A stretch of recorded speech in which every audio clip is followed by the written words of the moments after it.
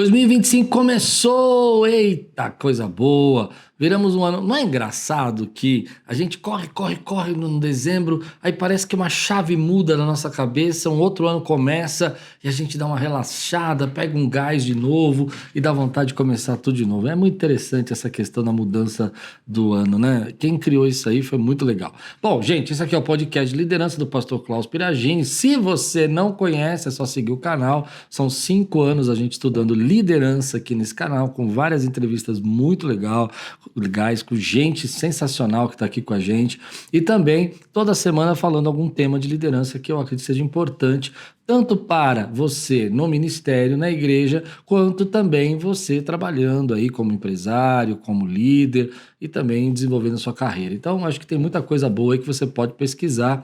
E hoje, para inaugurar o ano, para começar, a gente vai fazer um review do top 5 do ano passado, de 2024. Os 5 maiores podcasts mais vistos, mais comentados, mais falados aí entre o povo que tem comentado o podcast sempre, tanto no Spotify, quanto no Deezer, quanto no iTunes, porque está em todos esses canais. Se você não quiser assistir no YouTube, você pode também ouvir no Deezer, no Spotify, no iTunes, o podcast Liderança. E o primeiro deles é sensacional. Eu particularmente, esse seria o número 5 da nossa lista, não é o primeiro, mas o top 5, né? Mas que eu acredito que ele é muito bom, ele é sensacional. Inclusive, vi uma história ontem que fala muito sobre isso, sobre esse podcast.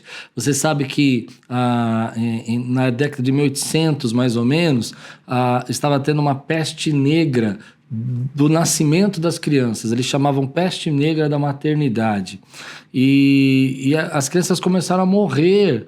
Em alguns hospitais chegavam a morrer 70% das crianças, 1800 para 1900, né? E começavam a morrer a 70% das crianças, e começaram a tentar pesquisar o que era. E aí os médicos de manhã faziam autópsias nas mães para ver por que as mães estavam morrendo, né? E as crianças, e à tarde para a noite faziam os partos das mães. E olha que interessante, eles começaram a morrer ainda mais. E aí o médico, observando, né, essa situação, lá para os meados de 1900, ele olha e fala, olha, o motivo das pessoas estarem morrendo é que vocês fazem autópsia para os médicos, né?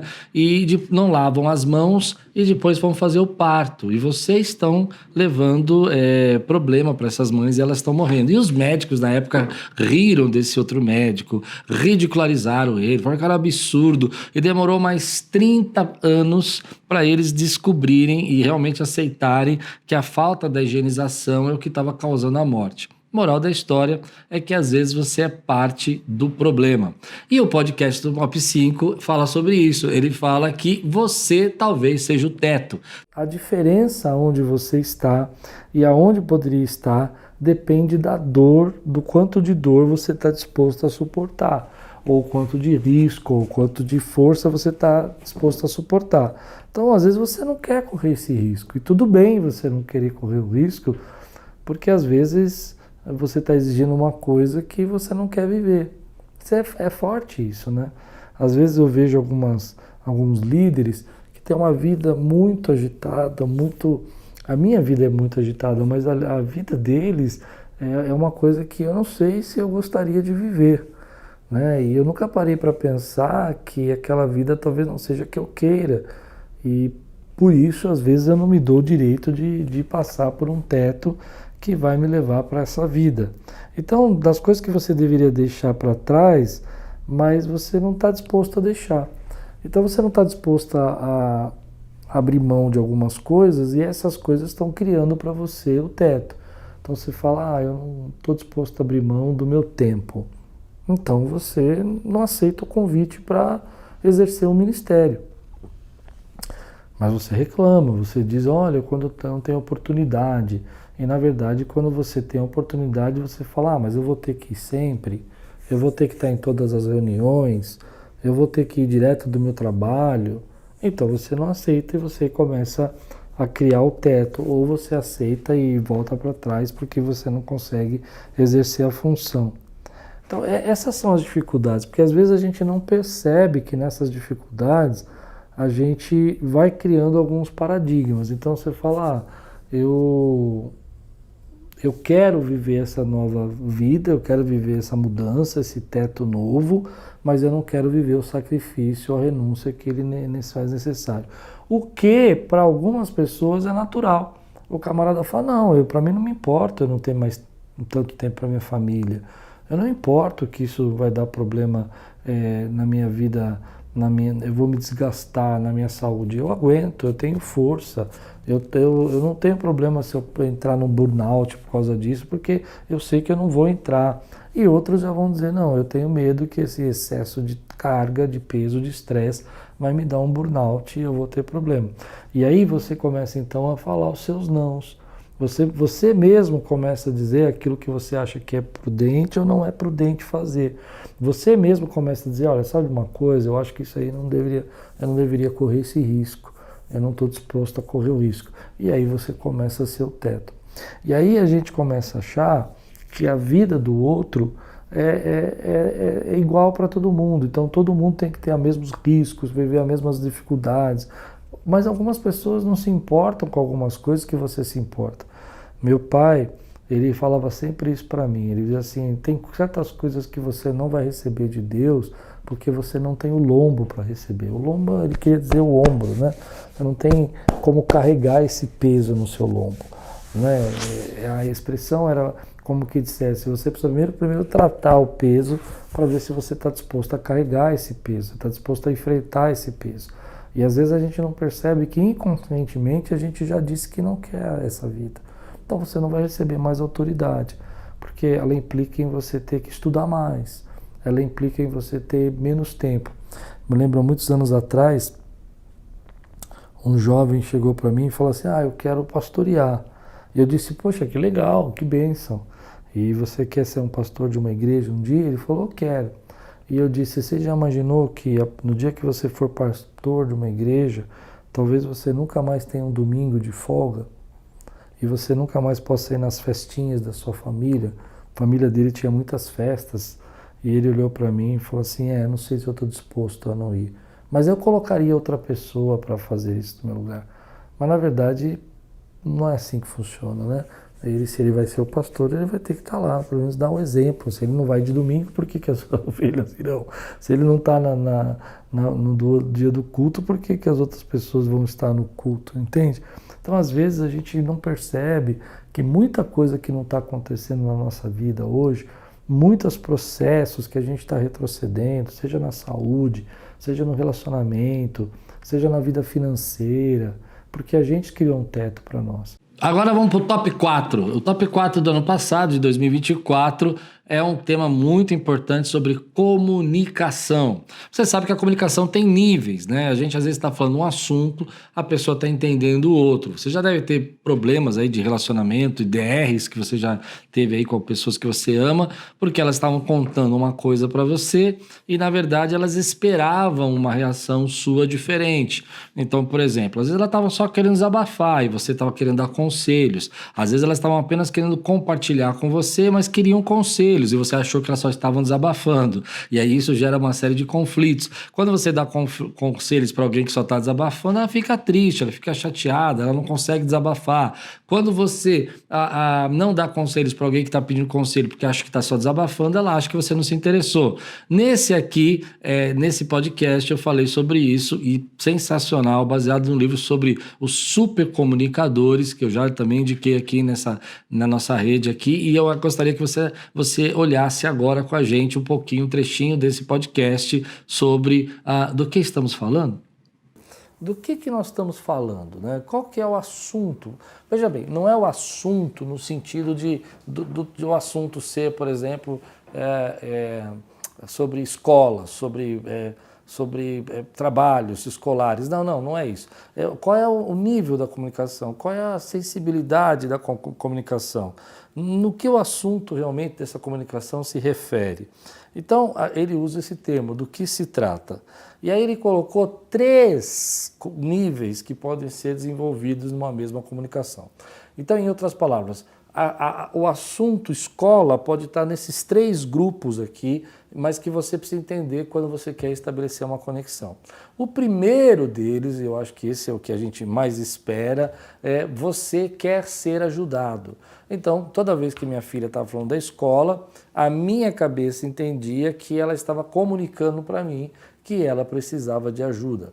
Mas não era, não se engane, você que é pai, você que ouve um funcionário, você que dá atendimento, você que é pastor, preste atenção. Olha, nem todo mundo vai lá conversar com você porque o que se trata é eu preciso de ajuda. Não é. A gente acha que é, mas não é, não é. Preste atenção. Então, a pessoa sentava, lembra do rapaz que eu contei? Falou 20 minutos, eu me controlei lá na cadeira para não passar o tempo e tal, mas não perguntei do que se tratava. E, na verdade, ele não queria minha ajuda. E eu fiquei bravo, porque quando eu comecei a dar a ajuda, ele olhou para mim e falou, não, tô atrasado, obrigado, não quero mais tomar seu tempo. Eu não quero mais tomar o seu tempo. Então, porque eu não tinha entendido essa comunicação. Então, a primeira delas é essa. Você quer ser ajudado? Ou seja, você está falando isso, você está comunicando isso, você está me contando essas histórias todas, porque você precisa de orientação, precisa de conselho, precisa de uma saída, gostaria que eu ensinasse você alguma coisa, precisa que eu te mostre alguma coisa que possa ajudar você a resolver esse problema? Esse é o primeiro nível. Nem todo mundo vai conversar. Muitos pais acabam brigando com seus filhos quando estão conversando, porque o pai entende que como responsabilidade ele precisa ensinar o filho, falar para o filho o que ele tem que fazer, e na verdade nem sempre é isso. O filho às vezes não quer isso, ele não quer ser ajudado, ele só quer comunicar algo. Então vai entrar nos outros 2 níveis que eu já vou explicar. Mas primeiro vamos fechar isso.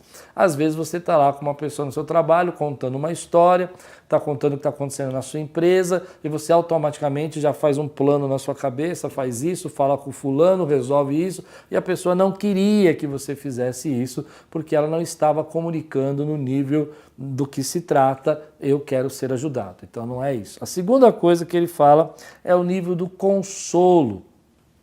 Pessoas às vezes estão falando coisas para serem consoladas e elas precisam ser, de uma certa forma, ou encorajadas, precisam ser motivadas, precisam ser ouvidas.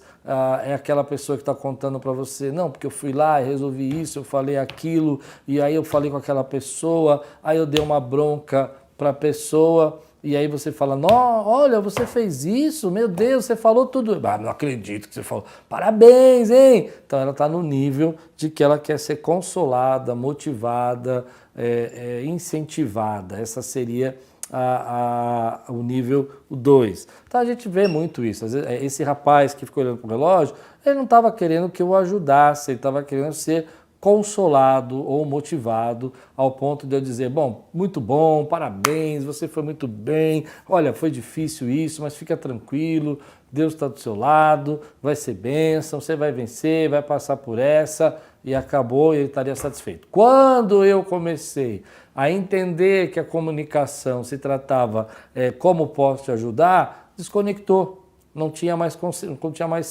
conexão, foi embora, acabou. E é por isso que às vezes seus filhos se desconectaram, é por isso que às vezes seus funcionários desconectaram, porque eles sabem que chega lá para contar uma experiência, mostrar para você o que eles fizeram, queriam seu elogio, porque seu elogio é importante, na verdade você já vem com uma lista de afazeres, e isso choca a pessoa. E o terceiro, que eu acho que é o mais importante também, que acontece muito, a pessoa só quer desabafar. Ela não quer nem seu encorajamento, ela não quer nem a sua motivação, ela não quer nem que você a console por nada, ela simplesmente quer desabafar, ela quer falar e quer saber se você pode escutá-lo. Enquanto ela está falando, você está escutando e você está mostrando interesse, mostrando que é importante e está tudo bem para ela. O importante é que ela conseguiu desabafar, colocar alguns sentimentos e algumas emoções para fora. Muitas vezes nossos filhos querem falar conosco nesse nível, de apenas escutá-lo. Outras vezes eles querem um incentivo. E poucas vezes eles querem ser ensinados. Isso é verdade. Top 3, falando agora do top 3, esse aí deu muito o que falar, muita gente mandou recados para mim. É muito comum a gente enfrentar as nossas batalhas sozinhos, a gente achar que não tem ninguém com a gente. E a gente é treinado um pouco para isso, sabe? Para fazer as coisas, resolver os problemas.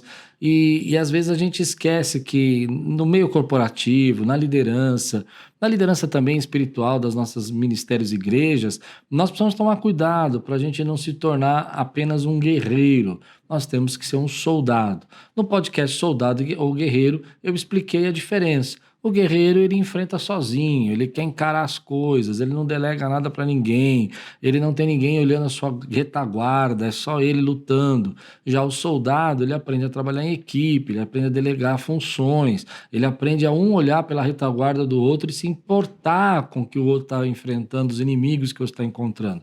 E a gente não foi chamado para ser guerreiro, a gente foi para ser chamado soldados de Cristo. Então aí, segue esse podcast agora, assiste um trechinho para você lembrar, depois comenta o que você achou. A mentalidade do guerreiro é aquela mentalidade de que o camarada tem que fazer tudo sozinho, a batalha sozinho, né? A palavra guerreiro talvez fosse melhor interpretada como lutador. A mentalidade do lutador é aquela mentalidade do camarada que tudo depende dele. Não tem ninguém que possa fazer o trabalho que ele faz, nem a atitude que ele tem, nem o desenvolvimento que ele tem. Todo mundo precisa de entender que todos nós temos momentos que sentimos assim, a mentalidade do lutador. O problema dessa mentalidade do lutador é que quando ele está numa equipe, ele está num projeto, quando ele está desenvolvendo alguma tarefa que deveria ser uma tarefa coletiva, deveria ser uma tarefa solidária, com desenvolvimento de equipe, a mentalidade do lutador é aquela que ele luta sozinho. Então ele não quer envolvimento de ninguém, não quer participar de ninguém, não quer prestar conta para ninguém. Ele é um lutador, ele é um solitário.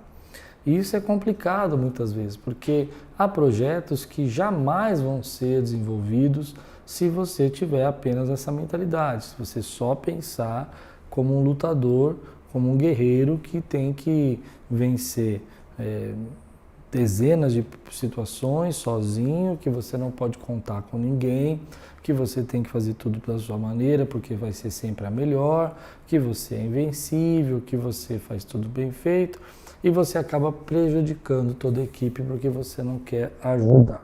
A mentalidade do soldado já é diferente. O soldado ele é preparado para trabalhar com um grupo, né? O soldado, ele tem um lema, né? Nos fuzileiros navais americanos tem um lema que cada um precisa cuidar da vida do outro, né? Cada um é responsável pela vida do outro, né? A gente já viu vários filmes, lemas deles, como Ninguém Fica para Trás, eu sou responsável pela vida do meu amigo. Então isso é interessante porque o lutador ele não pensa nisso, ele pensa nele, ele pensa no que ele tem que fazer, no que ele tem que vencer, que ele tem que derrubar os gigantes de hoje, mas já o soldado não, ele tem que pensar na equipe, ele tem que pensar nas habilidades. Então dentro de um grupo de soldados você tem que trabalhar com aqueles que são melhores atiradores, à distância, aqueles que são melhores, aqueles que abrem porta, aqueles que trabalham com explosivos, cada um tem uma habilidade melhor e o soldado é preparado para pensar nessa habilidade de maneira que eles gerem, né, de uma forma muito especial, a coletividade possa atingir o objetivo necessário.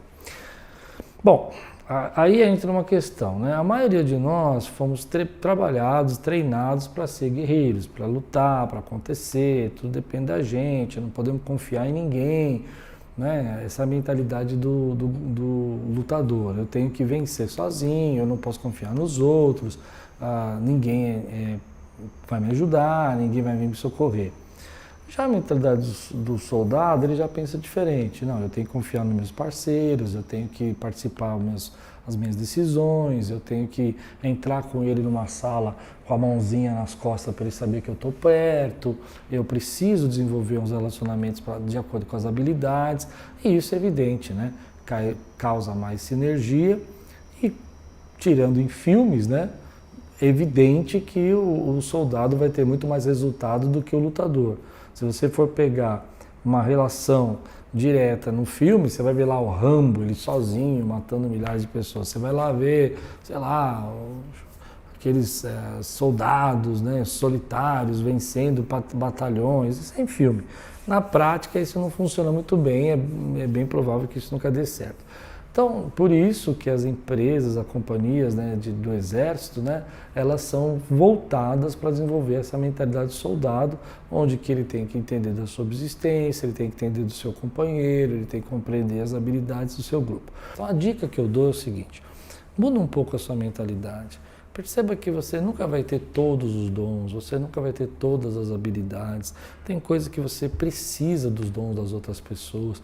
E quando você consegue se conectar com esses dons, então você consegue gerar uma sinergia, um poder muito grande, que às vezes não é só o seu departamento, é os outros ministérios também que são importantes e que você precisa deles para funcionar. O louvor precisa do som, a igreja precisa da iluminação, tudo precisa estar funcionando. Então esses ministérios precisam trabalhar juntos e a gente precisa olhar para esses ministérios com carinho, com zelo, com respeito, porque essa mentalidade de que a gente está lutando uma batalha junto e que ela está acontecendo às vezes toda semana, todo domingo, todos os cultos, todas as reuniões, precisa ser trazida para dentro do nosso coração. Outro dia eu estava conversando com a minha esposa que a gente tinha um hábito de passar numa padaria perto de casa, que ela fazia uns pães recheados muito gostosos. Ela era um pão trançado assim, com recheios de queijo, era uma coisa maravilhosa. E às vezes não era nem caminho de casa, mas a gente dava uma desviadinha, entrava numa rua lá, passava em frente, parava o carro, pegava 2, 3 daqueles e levava para tomar café. Era uma delícia. Fizemos isso por um tempo, acho que alguns meses. Só que de repente começamos a perceber que aquela padaria estava sempre mais cheia, muitos carros começaram a parar, muita gente começou a parar ali para comprar aquele pão. E algum tempo depois a gente percebeu que o produto e a qualidade do queijo que estava sendo colocado já não era mais a mesma, o pão já não estava tão fresquinho, tinha caído a qualidade. E a gente estava conversando porque essa semana a gente passou em frente a essa padaria e eu disse, nossa, a gente nunca mais veio aqui, né, comprar pão, a gente nunca mais parou nessa padaria. E aí eu me lembrei por quê? Porque a última vez que eu comprei estava com bastante gente, uma fila enorme e o produto não era tão bom. Eu nunca mais vi aquela padaria cheia também. Esse é o efeito de quando o crescimento vai exigir mais de você. Você precisa melhorar algumas coisas para poder continuar crescendo. Nós nunca mais fomos porque a qualidade caiu e às vezes o excesso de crescimento, o desenvolvimento, ele gera uma perda de qualidade que a gente precisa se preparar para ele. Por isso que a gente chama isso de overload. E esse top 2 agora, ele falou sobre isso. Ele falou sobre como a gente pode se preparar para o crescimento, porque existem alguns especialistas que dizem que você vai ser promovido até a sua incompetência. Então, quanto mais você é competente, mais você recebe promoção, até você chegar numa área, num tamanho de uma liderança que você se torna incompetente, aí você para de ser promovido. Esse é o overload. Assiste aí um pouquinho. Overload é uma sobrecarga que o crescimento, a quantidade, a maneira como é levado, pode ser um overload de equipamento, um overload de estrutura, um overload de espaço, um overload de pessoas, vai gerando ali um crescimento acelerado, uma demanda maior. Quanto maior a sua demanda, mais o desgaste, mais a dificuldade. Overload, então, pode acontecer dentro de uma estrutura, pode acontecer dentro de um trabalho, geralmente relacionado a um crescimento rápido. E hoje eu quero falar um pouquinho, porque talvez você esteja vivendo um overload e não saiba que está vivendo. Então, primeiro vamos tentar entender o que é esse overload. Vamos fazer um pensamento aqui se você já viveu. Você já sentiu que o seu trabalho, sua empresa, seu ministério, a igreja que você serve, cresceu tão rápido que os recursos ficaram tão ultrapassados, que as coisas não são suficientes, elas começaram a não ter o espaço adequado e isso pareceu difícil para você, começou a haver problemas, a gente chama isso de dores do crescimento. Já aconteceu com você as dores do crescimento? Eu me lembro alguns anos atrás que nós tínhamos um espaço muito pequeno, mas muito pequeno mesmo, era um espaço limitado ali para 60 pessoas e nós mudamos para um espaço maior, um espaço que caberia 3 vezes mais ou menos, na verdade, no primeiro espaço cabia umas 120 pessoas, a gente foi para o espaço para 350 pessoas e isso era um gigante. e a gente mudou. Só que quando a gente mudou foi interessante porque a gente precisava mudar, o nosso espaço era pequeno, a gente não estava conseguindo mais naquele ambiente de 120 pessoas, mas a gente trouxe os mesmos equipamentos para a igreja. Mesmo som, mesmo microfone, mesmas caixas de som, tudo igual, não mudamos nada, só mudamos o espaço. E as pessoas começaram a chegar. E de repente a gente começou a não perceber que nós estávamos colocando um peso muito grande no som, porque o som precisava ficar alto para poder atender todas aquelas pessoas, porque o equipamento era muito fraco. Então a gente, colocava o máximo de volume para que pudesse chegar nas pessoas, e aquilo começou a causar um barulho estridente, uma coisa horrível, e a gente não percebeu que a gente estava vivendo um overload. Existem vários tipos de overload. Pode exigir do equipamento, pode exigir do local, pode exigir da estrutura e pode exigir das pessoas por causa do crescimento, o que vai gerando esse tipo de problema. O próprio overload vai assassinar, vai matar o teu projeto. Ele cresceu muito rápido e se você não acompanha esse crescimento, se você não se prepara para isso, você acaba sucumbindo. Então o que a gente faz quando a gente começa a viver um overload? Eu acho que aqui na Quírios tem algumas áreas que a gente já está vivendo um overload, e se você é líder aqui e está assistindo esse podcast, a gente tem que orar, tem que pedir para Deus estratégia, porque a gente precisa não permitir que o overload venha nos ferir ou atrapalhar aquilo que Deus quer fazer no nosso meio. Então, primeira coisa, planejar o crescimento sustentável. Criar sistemas melhores. Às vezes não é uma questão só de custo, de investimento de equipamento, mas uma forma nova de fazer as coisas e um replanejamento de como nós vamos fazer. Então, às vezes não dá para você aumentar mais a estrutura, não se torna real isso. Então você vai criar um outro tipo de pensamento para poder trabalhar. Então, previsionar um pouco a demanda, escalonar mais ou menos os espaços. Esse domingo agora era aniversário da nossa igreja, a gente ia viver um overload muito grande e nós abrimos o quarto culto só para atender esse domingo. E lotou, os 2 últimos cultos da noite estavam lotados por causa do overload. Se viesse todo aquele grupo num culto só, se a gente não tivesse planejado isso, o que ia acontecer é que muitas gente não iam conseguir entrar, muitas pessoas não iam estacionar e essa má imagem ia gerar problema nos próximos eventos que a gente ia fazer. Precisamos investir em tecnologia. Então, às vezes, substituir equipamentos obsoletos, coisas que não atendem mais, não adianta. E às vezes é complicado, principalmente para quem é de ministério de igreja, porque às vezes a pessoa não percebe isso, que ela tem que investir. Aquela mesinha não serve mais para as crianças, aquele microfone não atende mais, aquela caixa de som não dá, o tamanho dela não adianta ficar trocando o falante, você precisa arrumar, substituir equipamentos. Aqui na igreja, no departamento infantil, a gente começou a comprar várias impressoras para poder fazer o cadastro das crianças e imprimir as fichas das crianças mais rápido.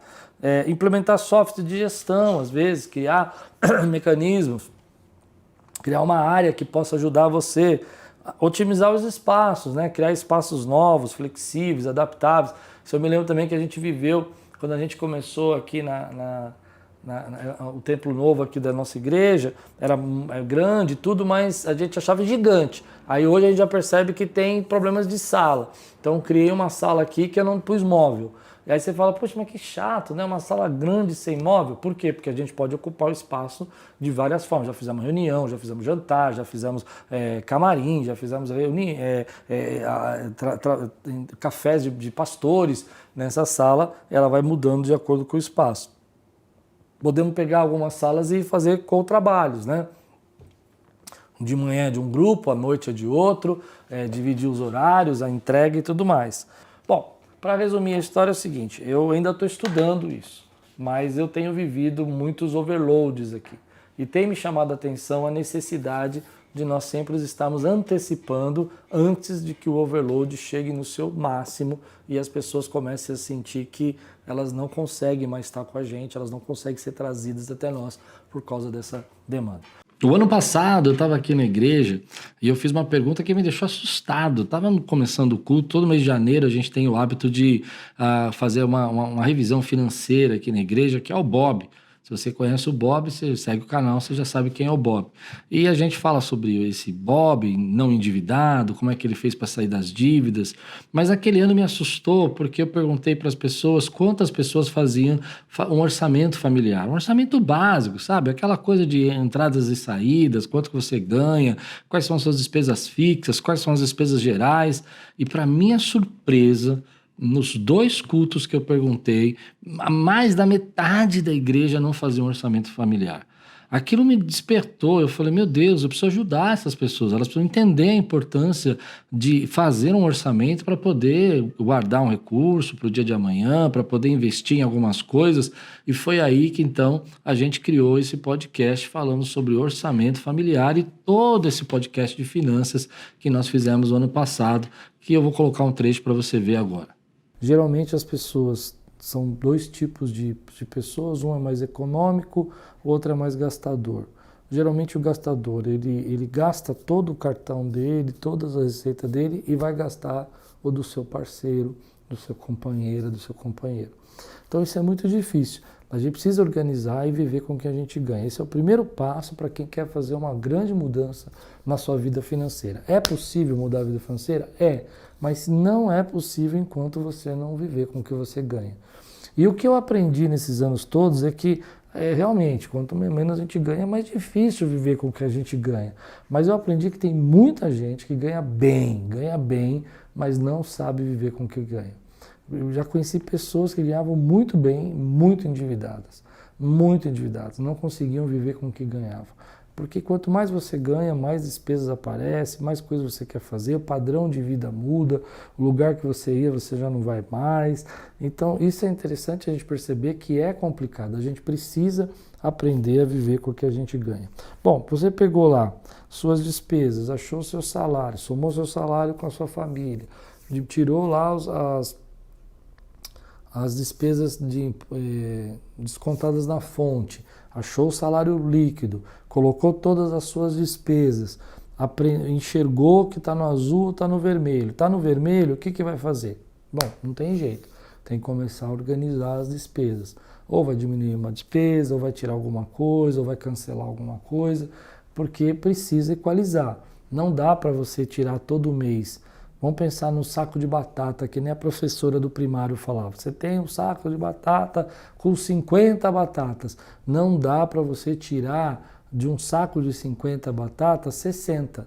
Não dá para fazer isso. Então, toda vez que você tira 60, você está pegando 10 batatas de um outro saco, de um outro lugar, e esses 10 é uma dívida que você está fazendo. Então, por isso que você precisa aprender a ver quanto ganha. Você ganha 50 sacos de batata, você tem que gastar no máximo 50 sacos de batata. Gastou 52, gastou 53, vai ter que pegar emprestado 3 batatas, vai pagar juros. Eu já fiz um podcast sobre a importância de não pagar juros, né? E depois lá na frente eu vou ensinar como você nunca mais vai pagar juros na sua vida, como você nunca mais vai precisar pagar juros.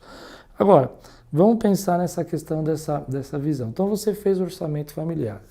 O orçamento familiar, ele não fala de previsão. O orçamento familiar é uma visão das despesas, das receitas e o que você gasta. Agora, o plus disso é você aprender a fazer uma previsão financeira. O que é essa previsão financeira? Por exemplo, é você começar a olhar o teu salário daqui 1 mês, 2 meses, se possível até 3 meses ou até 6 meses para frente, olhando as despesas e já tentando prever algumas coisas. Por exemplo, maio é aniversário da minha filha, então eu vou ter um gasto a mais. Eu preciso pensar nesse gasto a mais, preciso já prever que esse mês eu vou precisar de um recurso a mais.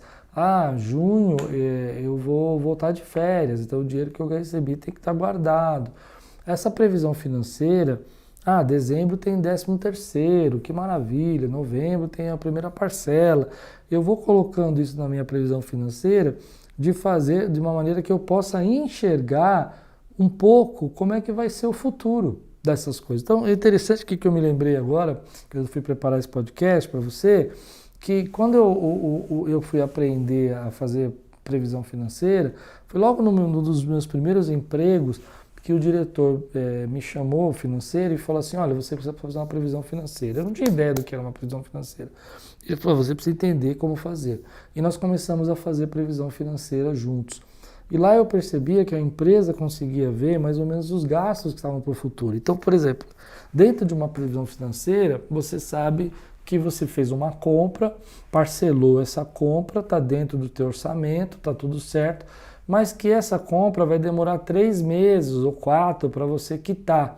E que se você fizer uma outra compra em cima dessa, uma outra compra em cima, porque você esquece daqui 1 mês, 2 meses, você nem lembra mais, você vai estourar o teu orçamento. Então a previsão financeira vai mostrar isso para você. Poxa, o meu gasto de cartão de crédito está um pouco alto. Por que está alto? Aí eu vou lá olhar, vou ver que tem um monte de parcela que eu fiz, coisinha pequena que foi somando, e aí a previsão financeira vê o futuro. O orçamento vê o presente e enxerga os gastos do passado. A previsão financeira vai enxergar o futuro. Ela vai mostrar para você que durante os próximos 3 meses você está comprometido com a compra daquilo que você queria comprar. Que daqui 6 meses você está comprometido ainda com tal coisa. Que o número de parcelas que você tem para pagar é muito grande.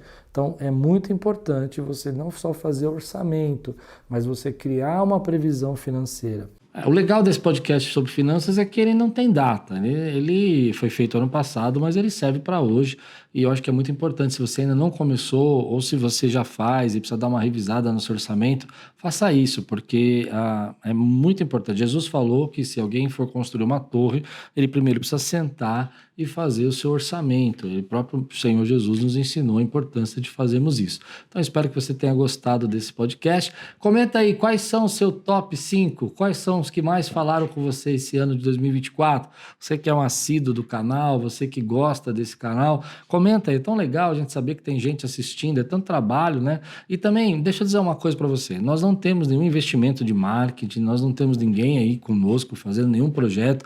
A única forma desse canal crescer é você divulgar. Então deixa eu pedir uma ajuda para você. Pega aí o nosso podcast pelo Teaser, pelo Spotify, pelo iTunes, manda na tua lista de transmissão, comenta com alguém, manda para 10 pessoas aí que você gosta, porque eu tenho certeza que isso vai ajudar o nosso canal a crescer, ele vai se espalhando aí para muita gente. Liderança é sempre importante, porque quando você lidera mais pessoas são abençoadas, mais a sua vida é abençoada. Espero que você tenha gostado dos temas, e se não são os seus top 5, me faz saber, que eu gostaria muito de saber quais são os seus.